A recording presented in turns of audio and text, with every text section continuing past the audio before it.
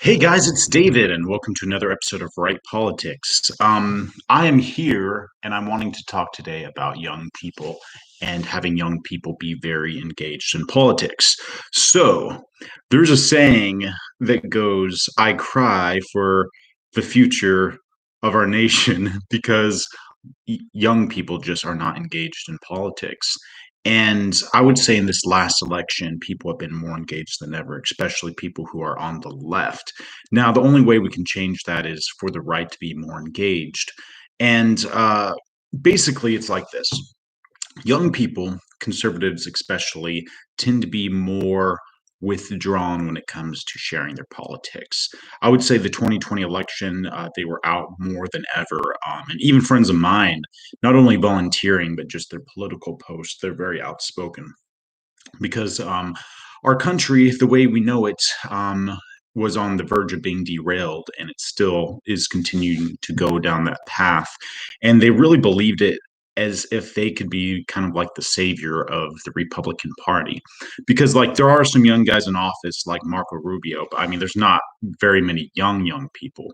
And you can technically run for mayor at 18, and you can run for a congressional seat around that age as well. And there's a lot of things that you can do to be in politics professionally. Now, when you look at people like, I don't know, storming the Capitol, that's also being involved in politics, but not in the right way. I really believe that there's a lot of passion, but we were on the verge of a civil war, and the civil war probably would have happened if things would have not been calmed down after the Capitol riot. And the reason I say that is everything in the Constitution protects our freedom to bear arms and our freedom not to have the government come in our house and search without a warrant. And the militias are basically to keep the government in check because the militias are basically saying we, the people, have the right to bear arms. And it's a government for and by the people. And it only takes 4 years of a very bad president to derail what we believe in as Americans. So the majority rules. You cannot take the Trump electorate or any Republican, which is basically half the country and counting, and basically have maybe 90 people in Washington tell them what to do. As long as these people who are the electorate are obeying the laws that were founded by our forefathers. And if, like, I don't know, there's some things that, like, when the government gets involved with, like, forcing people to have contraceptives and stuff like that when they're freaking nuns, that's government overreach. Small government is the way to go, and most Americans believe that, unless you're trying to get a handout from the government. But it's not an equal scale. Half of America cannot pay for the other half to sit around. That's why the stimulus checks didn't work and caused inflation. Because in a socialized society like they're trying to push, the majority, which is probably 75% to 85%, sometimes 90%, are the ones who are helping the 10% who cannot get on their feet, or they're mentally ill, or they're borderline homeless, or they're immigrants here illegally, or they're just mothers who are really good people who are not in that same group, who happen to have four kids and the father leaves them. So yeah, they're on food stamps so they can feed their kids, and they get nutritional substance for milk and things when they have children, the artificial milk. When I worked at Walmart, that was a big thing. They were like, you can actually give these young people, these young mothers, this milk, but you're not supposed to say it out loud because they don't want to embarrass them. So the government is there for people who truly need it. Unemployment insurance, you pay into that. So when you are receiving unemployment, it's because you are charged for that insurance, whether you like it or not, for the entire time that you've been working. Then when you're laid off, that kicks in. Now, the supplemental insurance that the government gave, that was for people who did not qualify for the regular unemployment, and basically it covers them through the pandemic, but the pandemic's over, and that's why a lot of states like Florida are pulling the plug early because uh, my mom works at this freaking place, and there was a Garth Brooks concert that they had to cancel because there weren't enough people to work security. Not enough people showed up because it's a lot easier to stay home. So people who need it. But what America wants is a society where everyone in America who doesn't want to work or who wants to work part time has the richer Americans supplement their food, their housing, their income, their gas, any vouchers you can name. And I do agree that America is not on the right track when it comes to laws. Obama, like if I were to ever do anything in politics, which I really want to do someday, I would totally suggest them repealing the Affordable Cares Act, because what happened is before Obama came into office, things were good. A person could graduate high school, get a job as a plumber, and it'd be enough to pay for their house, their wife, and three kids, and it would be enough for the wife to stay home with those kids until they graduate, and then they would have a pension from that company and retire all fresh out of high school without having a college degree. The liberals preached education until everyone had a degree, and then the recession hit and your degree was like toilet paper. It was completely worthless. Although now toilet paper is very expensive. Inflation caused the cheapest toilet paper at Walmart, which was 60 cents last month. Now it's $1.59. So that's about 120% inflation just this month. Just saying. So, anyways, another Democratic policy with the extra stimulus. So basically, everyone in high school, they say you've got to get good grades because you're going to graduate and you can get into a good college. So half the people that went to high school got a degree. Then there's 9 or 10 people who are searching for that degree and they achieve that degree and then they're all applying for the same job. And every one of my friends from 2009 who got really good degrees, they basically ended up working at like YMCA's like their whole life because they can't get a job in their degree. Many people, not just like artistic degrees. So what happened is you took away from the people who actually worked with their hands, blue collar, whatever, which they always, it's kind of like the people in first class, you know, you're in coach, you can't afford first class. But in reality, the coach, people who pay coach are basically what pay for the airlines, and the first class is just a perk. It's kind of like saying that the airlines can solely run off people paying first class tickets. There would never be enough of them. So the majority of blue collar workers run the country and the elite are at the top. Basically, we have more money than you, so we're a little bit better. And then they try to get their kids to be better. But when everyone has a degree, there's just not enough jobs to go around. And I wouldn't say we're in a recession right now, but there's more people who are hiring than there are workers. But you cut off that life support and people will be getting jobs, not just because they have to, but because there's no other option. Either you work or you don't eat. But one thing I do not like about America because of the Obama policies, I love America, but anyone who works a minimum wage job cannot make it in America. I always said that the American dream is dead for my generation because not only are you working, sometimes when I worked at Walmart, it was 39 and a half hours. And they put it at 39 and a half hours just not to pay you benefits. So I made about $950 a month. And my studio apartment in Florida was $900 a month. I bike to work. I spend the rest of the $50 on food. God knows how I made it, by like eating Roman noodles, I guess. But if you want the American dream as an entry worker in the United States, it's practically impossible. I didn't have the fortune of my parents letting me live with them when I was a young adult. So it was basically like eat Roman noodles and have a house or have a really nice diet, but be on the street. So I chose the house, but it wasn't anything that could have changed. And then when I did get my stockbrokers, internship and education, which only cost $60, by the way, just an audio book. And I made a very big income even just last year. It's one of those things that it was something that I chose to do because I realized that the entry wage job that people say you should get isn't enough to make it. It takes two incomes in America. And you cannot say that America is the land of opportunity or that the American dream is real if you're an immigrant and you get to this country and it takes more than one income to basically even rent a house. You take someone from like Venezuela, they come here by themselves, and I'm sure they'd get the democratic perks. But even if they didn't, let's just say they played by the book, they came here legally, they started working at McDonald's. Guess what? McDonald's will not pay enough for your house. You start working in a factory, you make 14 bucks an hour, you get a little health insurance. What kind of life can you have in America if you have $200 left over in your check?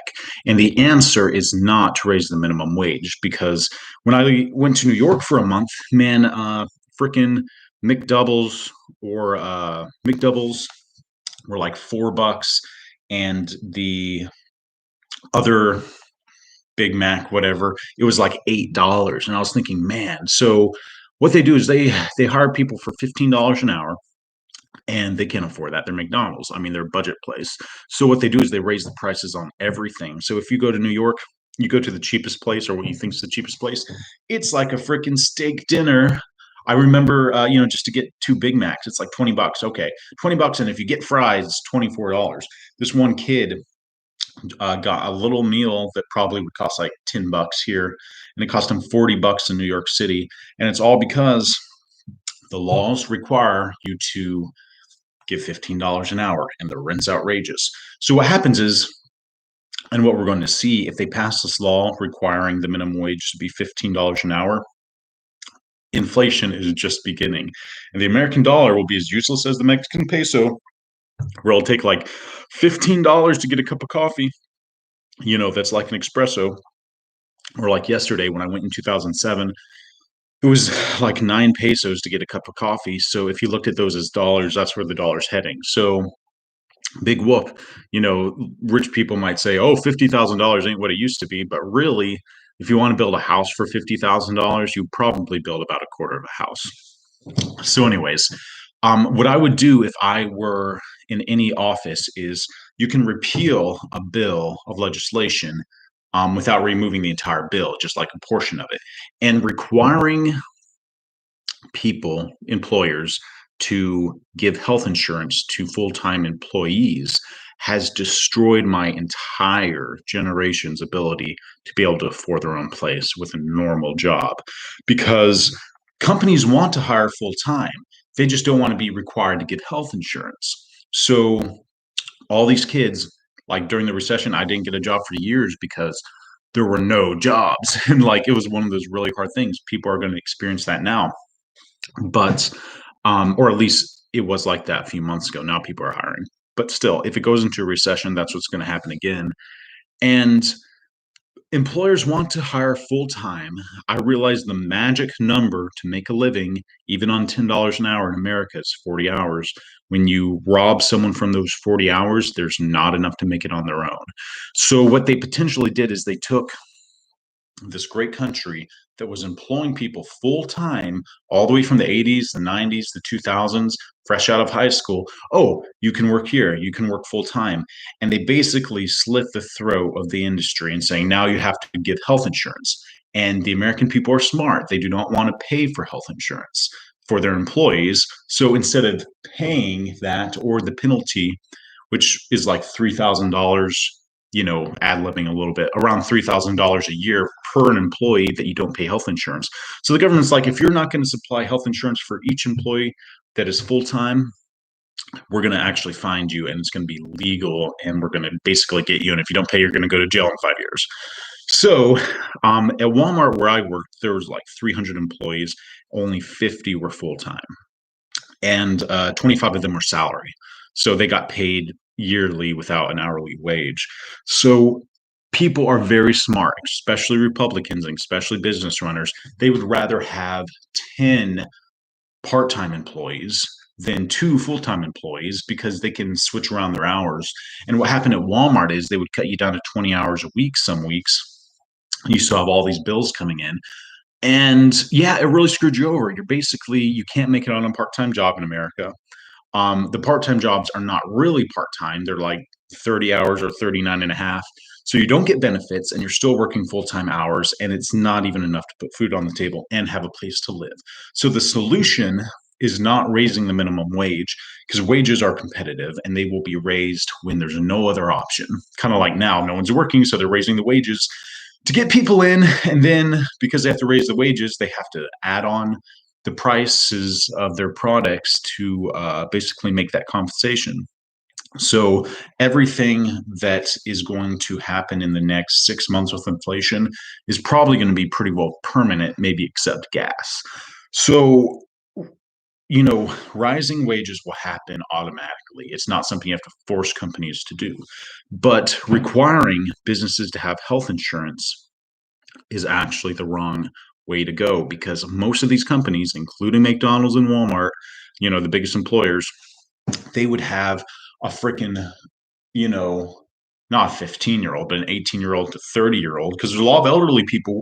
I would say majority of the people who are left out, maybe, some of them are young, a lot of them are old, and they're the ones who are actually on retirement social security, and they cannot pay their rent with their social security, so they're forced to work McDonald's and Walmart just so that they can have money to spend on themselves.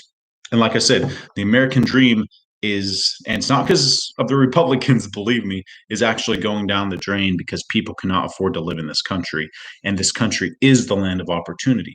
But these laws and regulations are constructing our country into where we cannot, be self-sustaining. And self-sustaining is not being supplemented by the government. If you want to be someone who stands on their own 2 feet, you go out into the workforce, you get a car, you get a job, you get a wife, you get kids. You cannot be supplemented by the government. Now, Democrats look at the government as a good thing. They're like, it's your Uncle Joe Biden who gives you money on your birthday, except your birthday's every month. That's why the universal income will never work because you give people 3 rounds of stimulus and it causes prices to go up by 15%. I have a family member who just is really, really into the idea of universal basic income. It's a theory, it's never been tested, but the more you put money in the system, the more it will dilute the value of money. Money is not worth less. All right, money's not worthless, it's worth less. The money you have can buy less. And that's why, like I said yesterday, crypto is going to be such a fashionable thing. And it's not just to that, it's here to stay because people are going to say, screw our government. Sorry, but screw our government for overprinting money. We're going to buy crypto because crypto is stable. And even the stable coins that people try to pan, I'm a big investor in Gemini stablecoin. It gives 7.4% yield a year, and that's going to, outpace inflation.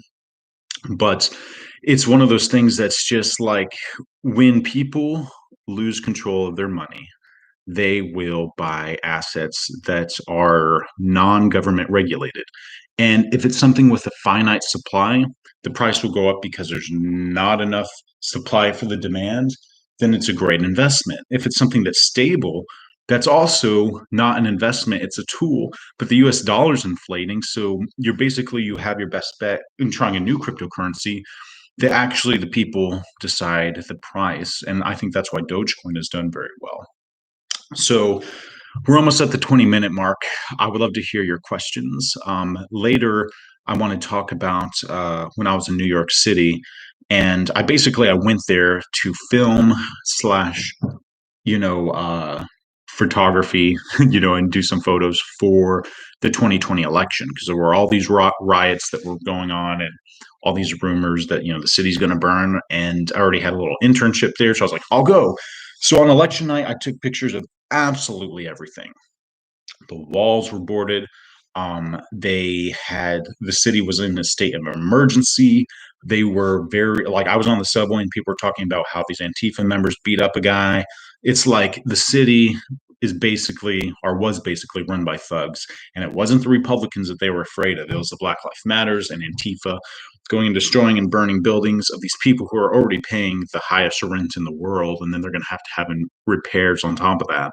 That's why the vice president is wrong and the president is wrong by saying that these people were getting reparations because the insurance company would pay for those repairs, but it's not like that. Anyone who encourages violence should be put in prison because people do act upon it. You're always a leader, even if there's one person following you. You're a leader, and these people are unfit to lead, and they will always be unfit to lead, and that's why they're going to be out in 4 years. And yeah, they're going to be replaced. But yeah, they totally took down all my photos on Facebook. The 2020 election file that I created is still up on Young Republicans, but I was telling a family member of mine that Facebook is a private company. They can take down whatever they want. They're not only trying to erase history, they're trying to rewrite it. And by them going on profiles and taking away all of the violence and all of the things, mine weren't even violent. I just posted pictures of like 9 or 10 security guards guarding a bank while these people were, you know, had a celebration protest for Joe Biden when he was declared the winner. There were about 9 or 10 cops in front of one of these Trump buildings, and these guys were armed to the max, being taunted by these thugs, protesters, and they were all like, "Hey, we're here to party," and they're like, "You're not going to rob this bank."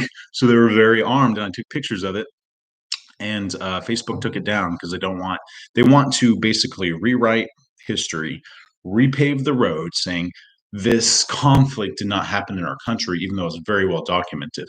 But imagine if they did that in the 60s and took away all the pictures in the press. So I was saying, like, I'm going to go and get these pictures printed, because if Google takes down these photos that I put online, they have every right to do so. It's their company, but we're technically borrowing their website to post our pictures. So if you don't have the original copies and they take them down, our grandkids will never even know that this stuff existed. They will not realize that we were on the verge of a civil war, and everybody was stockpiling ammunition and M16s in their garage because they knew that if it were to happen, the Republicans would be bunkered down in their house, and Antifa and Black Lives Matter would be out on the streets, pillaging and bringing chaos, because they're both terrorist organizations. And if I were ever to be in office, I would say that on my first debate, that Antifa and Black Lives Matters are terrorist organizations. They spark terror, and they spark basically the disease of racism and the disease of violence, and they spread it on anyone who does not agree with them. And it's a statement that I would stand by you know until the day I die. And it's something that is very true. And what I hate about I don't want to say what I hate about my generation, but what I hate about the human spirit is, once you're broken, you stop speaking about what you believe in. And there's so many Republicans that have been silent this last 6 months after the election, like, okay, well, we lost. Well, there's nothing we can do about it. But the very few, maybe 5%, that are continuing to post on Facebook saying, okay, these groups that are in power are terrorists. They're not going to, they're only, sharing the love right now because they are on the winning side, and the winning side writes history. I want it to be very clear that Republicans, those who wrote books about the 2020 election, I'm working on a book. People need to know day by day what happened, how basically these Democratic leaders say, go out and, cause mayhem. And then thousands of people did it. They burnt cities to the ground. And Facebook's just trying to rewrite this, and it's not going to happen. And I've had a lot of things taken down on YouTube, so if this is taken down, oh well, it's a new page. So I will always keep hard copies of these videos, just in case. And then I'll sell them out of my garage as a DVD, because that's the only way the government cannot meddle in free media and free press. So I hope you have a great rest of the day. We'll see you on another episode of Right Politics.